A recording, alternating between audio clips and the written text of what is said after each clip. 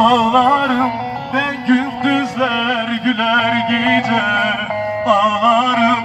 Benim neler çektiğimi kim bilir?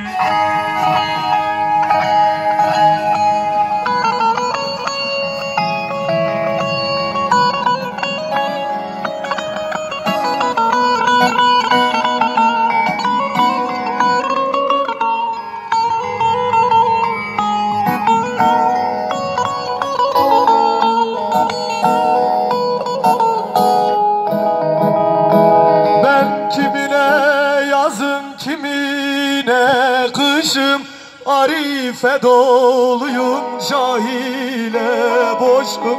Ben kolsuz kanasız bedensiz başım. Benim neler çektiğimi kim bilir? Sinemdedir benim derdim, dağlarım. Ben yaramı gizli sarar, bağlarım. Ben gündüzler, güler gece ağlarım. Benim neler çektiğimi kim bilir? Sinemdedir benim derdim, dağlarım. Ben yaramı gizli sarar, bağlarım. Ben gündüzler, güler gece ağlarım. Benim neler çektiğimi kim bilir?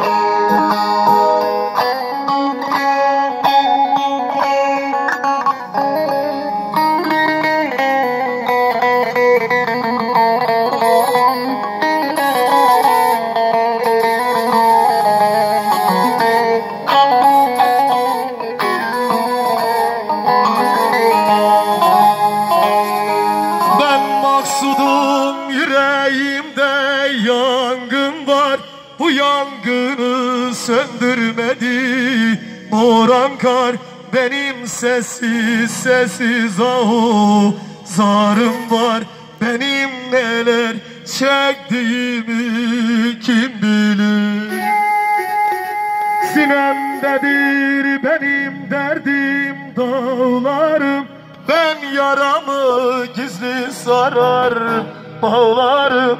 Ben gündüzler, güler gece ağlarım. Benim neler çektiğimi kim bilir?